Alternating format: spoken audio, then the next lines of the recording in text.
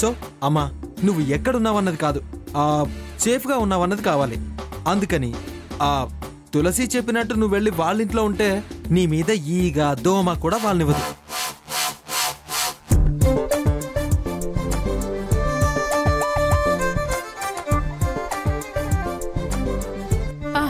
సరే సరే పదవే, మీ ఇంటికి వెళదాం. పద. అత్తయ్య నువ్వెందుకో ఈ తులసి ఇంటికి వెళ్ళడం నాకు అస్సలు నచ్చట్లేదు. సరేలేవే, నువ్వు చెప్పినట్టు అత్తయ్య ఇక్కడే ఉంటుంది. అత్తయ్య ప్రాణాలకి నీ ప్రాణాలు అడ్డేస్తావా? రక్షిస్తాను అని గ్యారంటీ ఇస్తావా?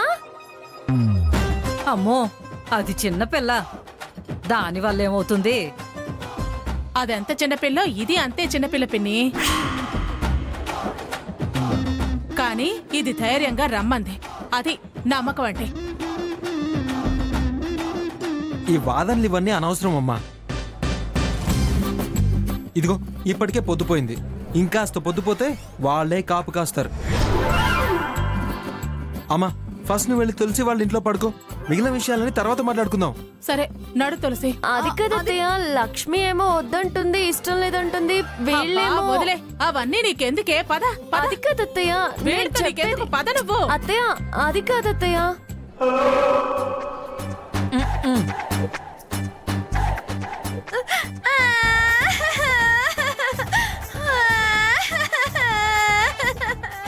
రా దుర్గమ్మ రా.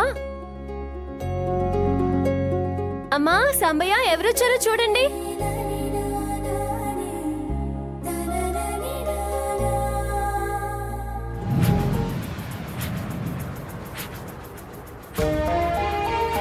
రా వదినా రా. అత్తయ్య ఈరోజు ఇక్కడే పడుకుంటుంది. ఏమత్తయ్య? అవును. ఏంటి తులసి, దుర్గమ్మ మన ఇంట్లో పడుకోవడం ఏంటి? ఏంటంటారేంటి? దుర్గమ్మ ఏమైనా పరాయి మనిషా? మన ఇంట్లో పడుకోకూడదా? అబే అలాని కాదు, ఎండాకాలం, పైగా ఏసీ కూడా లేదు, ఇక్కడెలా పడుకుంటుందా అని. మంత్రులే పల్ల నిద్ర, హాస్టల్ నిద్ర అని చేస్తున్నారు. అలాంటిది దుర్గమ్మ మన ఇంట్లో నిద్ర చేయలేదా? వదిన మన ఇంట్లో నిద్రేంటి, ఉంటానన్న ఆనందమే. అతిగా ఏమీ ఆశపడకు, నీ ఇంట్లో ఉండాల్సిన కర్మ నాకేంటి. ఏదో తప్పనిసరే ఇప్పుడు ఈ రాత్రి పడుకోవడానికి వచ్చింది గాని దుర్గమ్మని తక్కువ అంచనా వేయకు ప్రియా. తనేంటో, తన లెవెల్ ఏంటో, తన స్టేటస్ ఏంటో అది మర్చిపోకు. అదేలే, ఏదో వదినొచ్చిందన్న ఆనందంలో అన్నలేవే. అసలు వదినకు తప్పని పరిస్థితి రావడం ఏంటా అని. అదే మరేం లేదు, ఆ వెంకటలక్ష్మి డాబా మీద అటు ఇటు తిరుగుతుంటే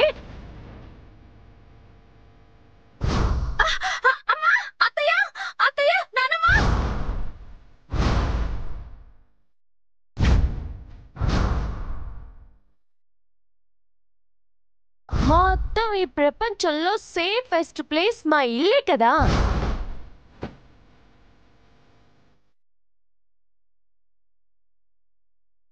సరే నడు తులసి. అది కదత్తయ్య, లక్ష్మి ఏమో వద్దంటుంది, ఇష్టం లేదంటుంది. వదిలే, అవన్నీ నీకెందుకే, పద.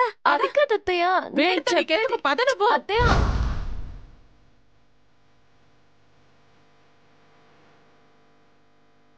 అందుకే నువ్వు రాదుర్గమ్మ ఏం చక్క మా ఇంట్లో ఉందువు గాని అని ఇంటికి తీసుకొచ్చా.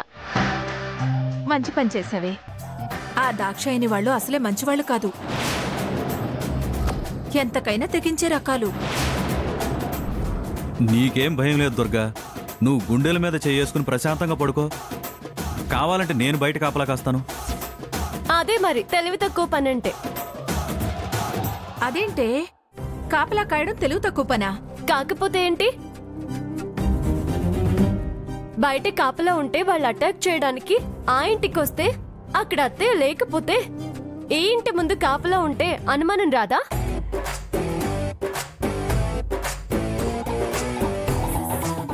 అందుకే ఏ కాపలాలు వద్దు, సైలెంట్ గా రోజులాగే ఉండిపోదాం. చూసారా, అది ఆలోచించినట్టు మనం ఎవరూ ఆలోచించలేకపోయా. భోంచేద్దు గాని రావద్దునా? మా భోజనాలు ఎప్పుడో అయిపోయాయి. వాడిక్కడికి రాడుగా, అందరం కలిసి మా ఇంట్లో ఎప్పుడో భోంచేశాం. సరే రా అత్తయ్య, నా గదిలో పడుకుందు గాని. అమ్మా, బెడ్షీట్లు పిల్లో కవర్స్ అన్ని మార్చేసే. అలాగే. రా దుర్గమ్మ.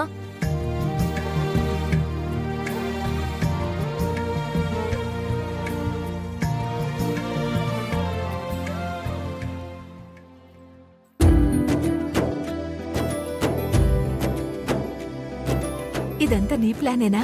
అలా అని నీకు మాటిచ్చానుగా. నువ్వు సామాన్యురాలు కాదే. పద.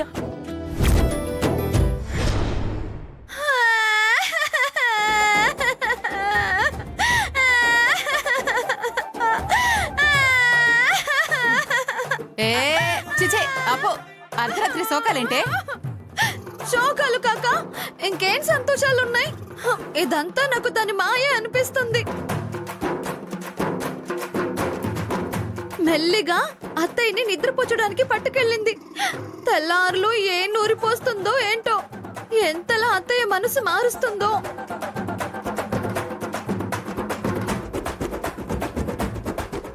అత్తయ్య మనసు మారి పొద్దు అటుపడిస్తే నా బతుకు చీకటైపోతుంది అత్తయ్య.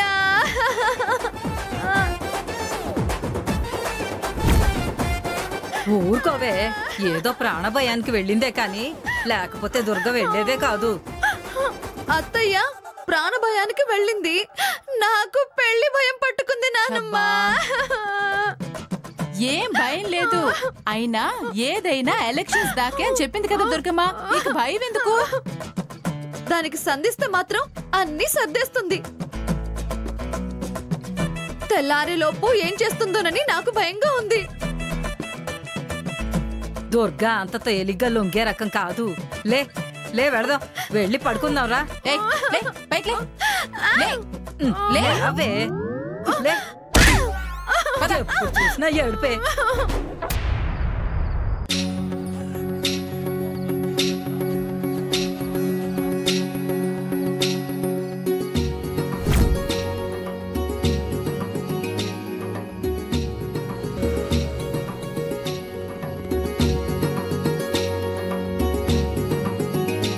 రావద్దున పడుకుందు గాని.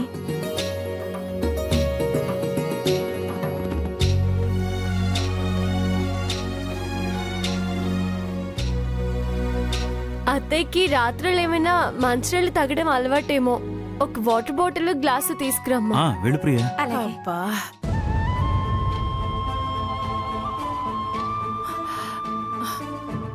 అబ్బా, ఏమైంది వదినా? ఏం లేదే. అస్సలు ఈ మధ్య నడక అలవాటు తప్పింది కదా.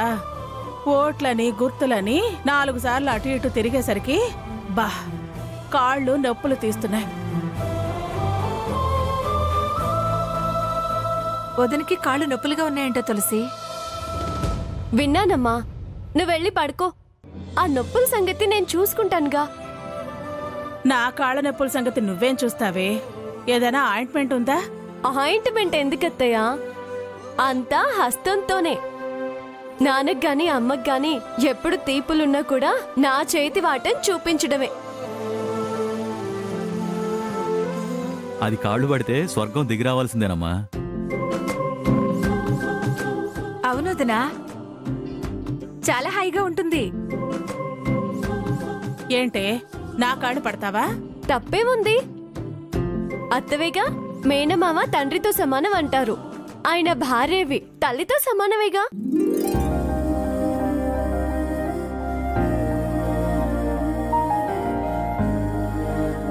అందులోనూ పెద్దదానివి. తప్పేముంది దుర్గమ్మ?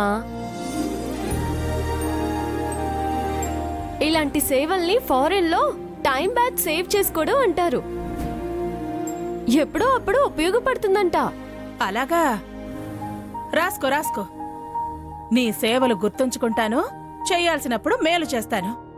అలాగే. మీరు పడుకోండి అత్తయ్య. సాంబయ్య, ప్రియా మీరు వెళ్ళి పడుకోండి.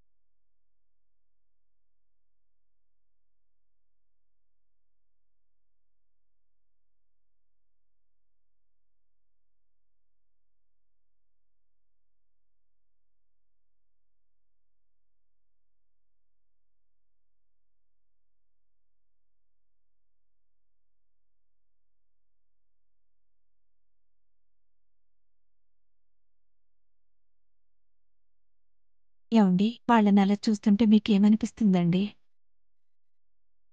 తల్లి కాళ్ళు పడుతున్న కూతురు కనిపిస్తోంది.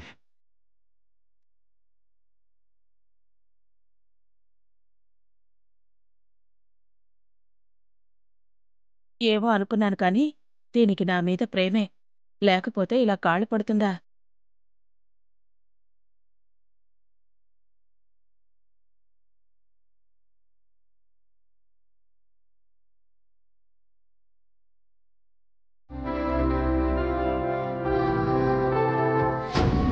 అమ్మో, కాళ్ళు పట్టినా గడ్డం పట్టుకుని బతిమలాడినా ఆ కాళ్ళు పట్టుకుని వేలాడినా వీళ్ళకి లొంగద్దు, దీని మాయలో పడద్దు. స్టడీగా ఉండు దుర్గా, పడిపోవద్దు.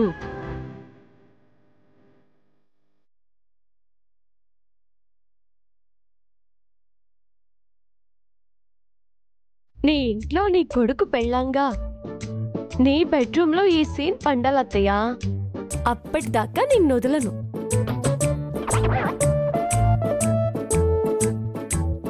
అత్తయ్య, మ్మ్. ఎలా ఉంది? తీపులు తగ్గాయా?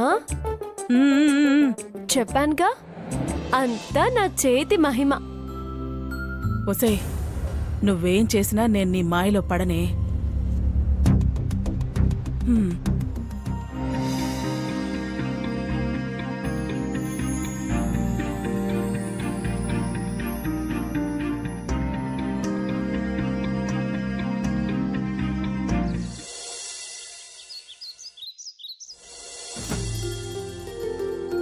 లేవమ్మా లేవమ్మా దుర్గమ్మ, లేవమ్మా, తెల్ల తెల్లవారింది లేవమ్మా, సూర్యుడొచ్చాడు లేవమ్మా, లేచి రావమ్మా.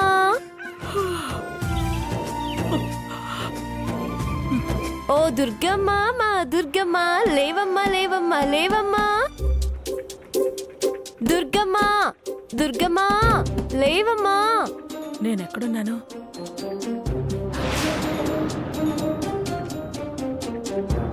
నేనిక్కడా?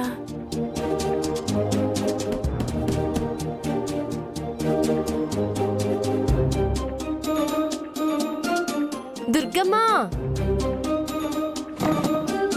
ఏంటే పొద్దున్నే నీకు అలా? పొద్దునే ఏంటి పొద్దునే? సూర్యుడొచ్చి చాలా టైం అయింది. అవతల ప్రచారానికి ఆపోజిషన్ వాళ్ళు బయలుదేరుంటారు. ఇది ఖాళీగా కూర్చొని కొనుక్కు తీసే టైం కాదు, కలలు కనే టైం అంతకన్నా కాదు. ఆపోజిషన్ వాళ్ళకంటే ముందు మనం జనం దగ్గరికి వెళ్లి ఓట్లు అడిగితే చూసే వాళ్ళందరికీ దుర్గమ్మ చాలా మారిపోయింది అనుకోవడమే కాకుండా, మా ఓటు మీకే అన్న వాళ్ళంతా అపోజిషన్ వాళ్ళు వచ్చి అడిగినా పైపైన సరే అన్నా మాటిచ్చినందుకు మనకే ఓటేస్తారు. పైగా first impression is best impression అంటారు. దాంతో మన మీద అందరికీ మంచి అభిప్రాయం ఏర్పడుతుంది, మనకే ఓటు ఖచ్చితంగా వేస్తారు. అందుకని ఇది పడుకునే సమయం కాదు దుర్గమ్మ, లేచిరా. రా, తులసి పిలుస్తుంది, కదిలిరా.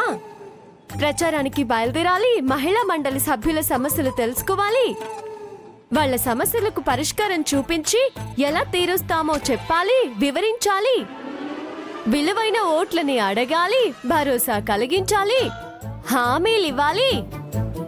నిన్ను ప్రెసిడెంట్ గా గెలిపిస్తే ఎటువంటి పథకాలు అమలు చేస్తావో చెప్పాలి. మన మాటలతో వాళ్ళందరినీ మెప్పించాలి. ఇన్ని పనులు పెట్టుకుని నువ్వు ప్రశాంతంగా పడుకుంటే ఎలా దుర్గమ్మ? ఓ అవును కదా, అసలు ఆ విషయమే మర్చిపోయానే. రాత్రి జరిగింది గుర్తుకొచ్చి నాకసలు నిద్రే పట్టలేదు. ఎటు నుంచి ఏ ఆపదొచ్చి పడుతుందో అన్న భయంతో చాలాసేపు మెలకువతో ఆలోచిస్తూ ఉండిపోయాను. తెల్లవారుజామున నిద్ర పట్టింది. అలా పడుకున్నానే లేదు, నువ్వొచ్చి లేపేశావు. అందుకే మెలకు రాలేదే. రాత్రి నేను అంతగా హామీ ఇచ్చిన తర్వాత నువ్వింకా దాని గురించి ఆలోచించి నిద్ర పట్టలేదంటే నా మీద నీకు నమ్మకం లేనట్టే కదా దుర్గమ్మ. నమ్మకం ఉంది కాబట్టే కదే మీ ఇంటికొచ్చింది. మరి ఉన్నప్పుడు ఎందుకు భయపడుతున్నావు?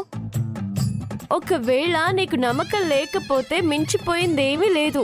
నన్ను వదిలేసి నీ పని నువ్వు చేసుకోవచ్చు.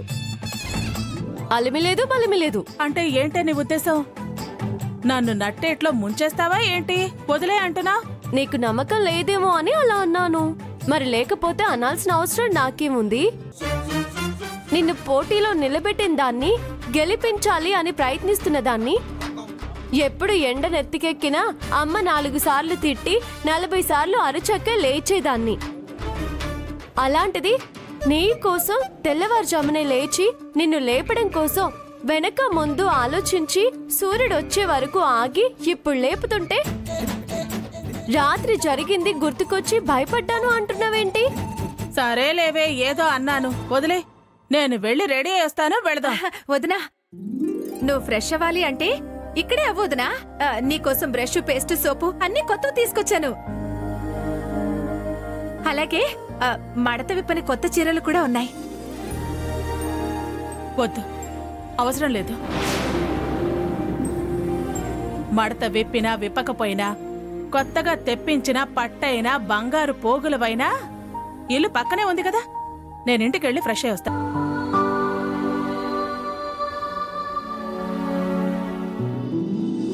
ఎందుకు ఫీల్ అవుతున్నావు ప్రియా?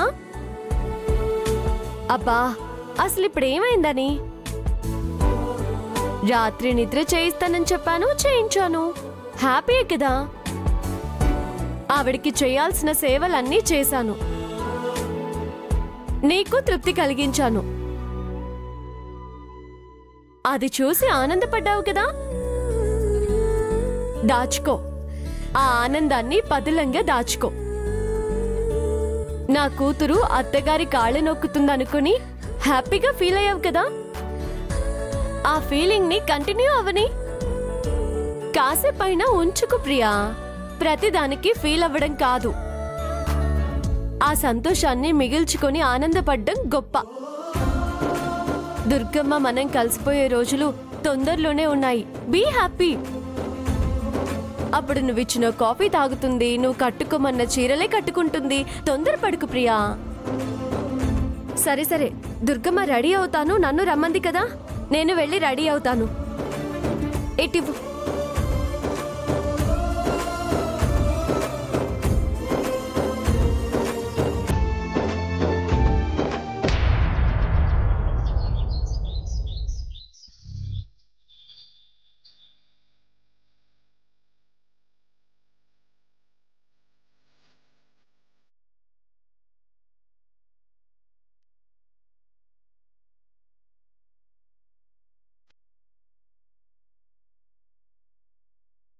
వెంకటలక్ష్మి, ఏంటి అలా తిరుగుతున్నావు? అత్తయ్య, తులసి ఇంటికెళ్ళి ఇంకా రాలేదు. నాకెందుకో చాలా భయంగా ఉంది చిన్నత్తయ్య. టెన్షన్ ఏం లేదులే, వచ్చేస్తానంది కదా. ఎప్పుడొస్తుందో ఏంటో. నువ్వన్న చెప్పచ్చు కదా పిన్ని.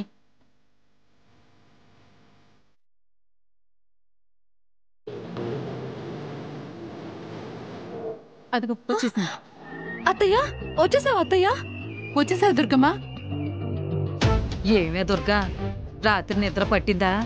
నువ్వు ఇంట్లో లేకపోయేసరికి అసలు మాకేమీ తోచలేదు అనుకో. వచ్చేసావమ్మా? నీ మీద ఏమైనా అటాక్ జరిగిందా? అసలు మీకేమైనా తలకాయలున్నాయా? ఏం ప్రశ్న అది? ఇక్కడ ఏదైనా జరుగుతుందనే కదా అక్కడ సేఫ్ గా ఉంటానని దానింటికెళ్ళింది.